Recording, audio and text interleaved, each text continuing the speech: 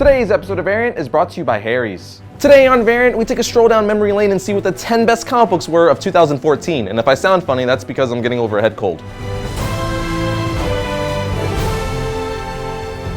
Welcome to Variant, we love comics more than I want to say Happy New Year, everyone. Well, almost Happy New Year if you're watching this on New Year's Eve. I'm your host, Arris Quinones. Last year, I did a Best Comic Books of 2013 episode, but this year, I wanted to narrow it down and only talk about the 10 best comic book titles I think you need to be reading. So for those of you who ask me on social media what comic book titles I recommend you read, this episode is just for you. So let's take a look back at what I personally think were the 10 best comic books of 2014.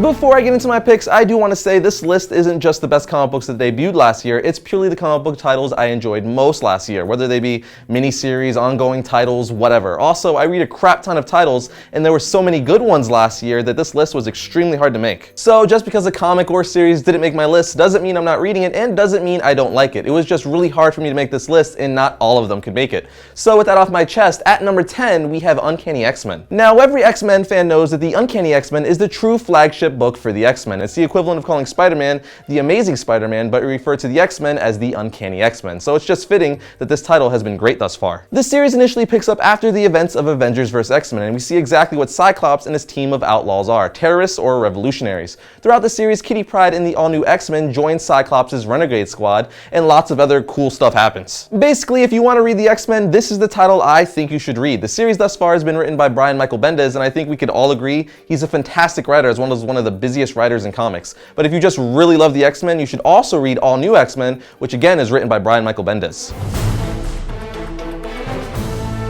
At 9, we have Daredevil by writer Mark Waid. Waid is one of the best writers, hands down, writing iconic stories like The Return of Barry Allen, Kingdom Come, Superman Birthright, and the list goes on. So what happens when you put this guy on Daredevil? The answer is one of the best titles in comic books. He's been writing Daredevil since 2011, I believe, and is currently writing the Marvel Now Daredevil title. If you're wondering what Daredevil run I'm referring to, well, that would be both, because his pre-Marvel Now Daredevil was canceled and essentially turned into the Marvel Now Daredevil. What I really like about the book is how Waid can put Matt Murdock against some crazy criminal, but just as easily have him team up with the cosmic-powered Silver Surfer, so he can easily make Daredevil work in any situation. Collaborator Chris Samney, along with other artists who have worked on the book, make this comic feel at home for people who've been reading comics for decades. You can really just tell the people working on this book love the character. Coming in at number 8 is Witches. Now, this is a brand new title. It's only 3 issues in at the time of me shooting this episode, so for me to put this on my list when I've only read 3 issues thus far should tell you how awesome I think this book has been. It's written by the awesome Scott Snyder, who's done other fantastic comics like Superman Unchained, American Vampire, Batman, and so on. And as I've said on the show before, this comic is just Snyder's take on what witches are and what they're all about. It follows a young girl who witnessed someone get murdered by something mysterious, but of course her parents don't believe her. But like I said, the series is only 3 issues in thus far, so us readers don't know much yet. I'm just really digging the pacing, suspense, and horror elements of this comic, which Snyder is always great at. Also, the art is fantastic, which is done by Jock, whose art style is perfect for this genre. You guys may or may not know this about me already, but I love horror and suspense comics, and this comic is one of the best I've read in that genre in a long while. At lucky number 7 is Superior Spider-Man. When this title first started, I was very weary of it, as the series focused on Doc Ock being Spider-Man as he took over Peter Parker's body and consciousness. So I was just overall not psyched about it, but man was I wrong. Writer Dan Slott did a great job making us care and or just making Doc Ock work as Spider-Man. I also really liked how Peter Parker was still present in the book as a ghost of sorts, who was trying to take control of his mind and body. So seeing the battle of Peter trying to take control of his mind again and Doc Ock trying to suppress it was just a really cool element to the book, I thought. But also Doc Ock was just cool as Spider-Man. His costume was awesome. He brought the spider legs back that were similar to the Iron Spider suit, and he had the awesome talons. I really just liked the book overall. It was my favorite Spider-Man title of last year, so I'm just really glad they included the Superior Spider-Man in Spider-Verse.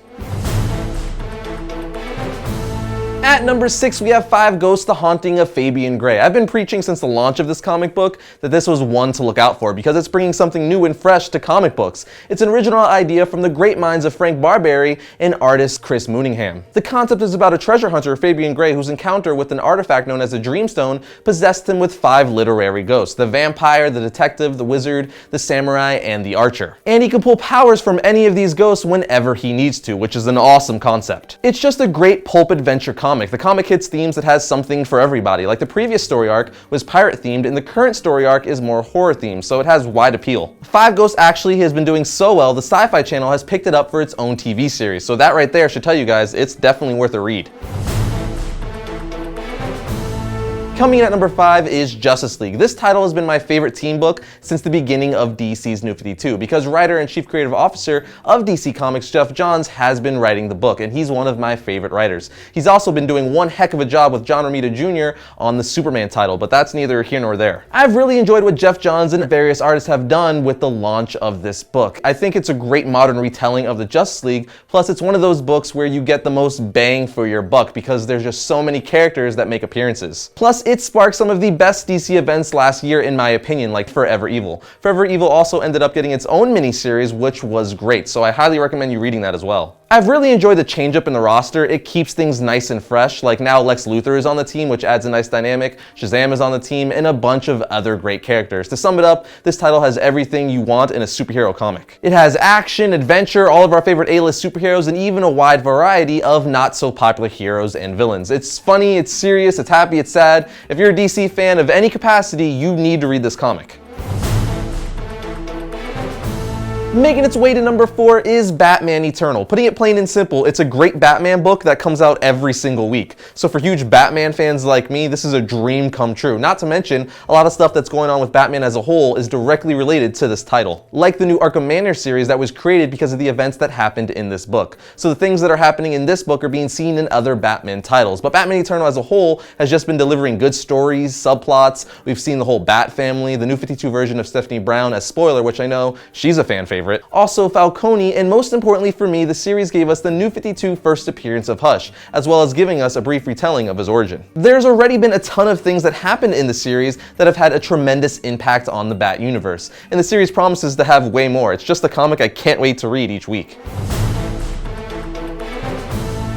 At number 3 is The Wake. The series concluded in 2014, and I must say it was an awesome finish. The Wake was a 10-issue series that dealt with evil sea monster mermaids, essentially, but ended up having a huge twist for the finale issue. It's definitely a series that's better read in trade or hardcover form, as you'll need to remember things that happened in earlier issues to understand the ending. As for me, I absolutely loved it from issue 1. It's like the Alien franchise, but underwater, which I think is a great setting because there's just so much we don't know about the ocean, and the unknown is always scary. It's a sci-fi thriller, which is always a win. It's written by yet again Scott Snyder. The guy is just a beast of a writer. It's drawn by Sean Murphy, who's one of my favorite artists. His style just really helps and adds so much to the storytelling. So if you haven't read it, pick it up in trade and read it, like, soon.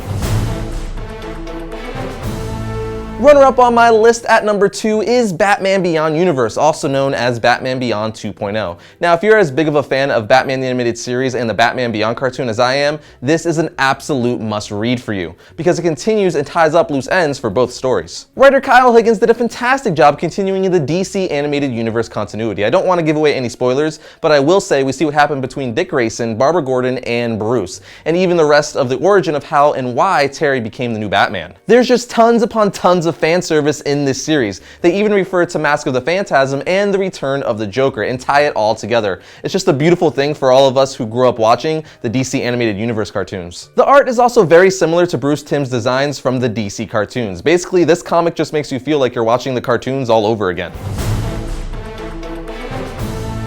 At number 1, which should be no surprise to any of you, is Batman by writer Scott Snyder, artist Greg Capullo, and inker Danny Miki. This title has been my favorite book since 2011, and that's simply because Snyder and Capullo are killing it with this book, giving us great art and amazing stories. In 2014 alone, they wrapped up their amazing retelling of Batman's origin in the Batman Zero Year storyline, and we're now currently getting their biggest story arc yet, Batman Endgame, which in the first issue of that story alone, we see Batman fighting most of the Justice League. It was definitely one heck of a way to kick off a storyline. Endgame also features the return of the Joker, who has somewhat of a redesign by Capullo, which I'm really liking. He looks just so freaking evil and sinister. But yes, in this Endgame storyline, Joker is pulling out all the stops. I don't want to ruin it for you guys, but good God, everyone needs to be reading this book. The Endgame storyline is also tying into Snyder's previous Death of the Family storyline, which was also fantastic. And then just because it was purely amazing, I have to mention the storyline that kicked off Snyder and Capullo's run, The Court of Owls. If it sounds like I'm drooling all over this title and its storylines, that's because I am. I mean, mean, Batman is my favorite superhero, so for his title to be written and drawn this well is everything I could ever ask for.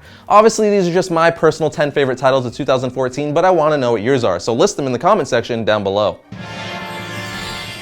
Arris is an awesome shave company that was founded because of the hassle of having to go to the store and spend way too much money on razors. The blades are half the price of the competitors and just as good. Not to mention they ship them straight to your front doorstep, and their razors also look and feel great. $15 gets you a set that includes a handle, 3 blades, and shave cream. Arris even offers a custom engraving option to engrave your initials on the razor. How awesome is that? Go to Arris.com and use the promo code VARIANT to save $5 off your first purchase, and I promise your cheekbones won't regret it.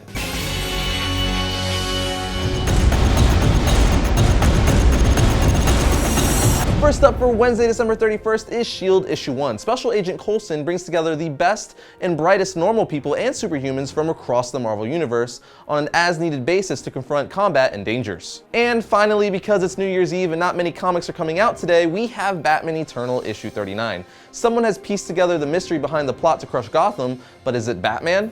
Well, that brings another episode of Variant to a close, but before I go, I have to announce the winner of last week's Versus episode between Spider-Man and Batman. 49% of you voted that Batman would be the winner. Lastly, I really want to thank all of you in the Variant community for making 2014 such an incredible year. I also want to let you guys know that we are lining up some great new content for 2015. I can't get into it too much just yet, but just know we have some awesome stuff coming. With that said, have a very happy new year, and I'll see you guys next week when I talk about all things comics. Hey Arris, my favorite comic book titles of 2014 are Batman Zero Year and Batman Eternal. Miss Marvel has been awesome. She's so cool, she's funny, she's a teenage girl from New Jersey, which cannot get more relatable to me. She's Muslim, which changes the whole perspective, and I really love it. I think the best title of 2014, I know it just started, but Spider-Verse.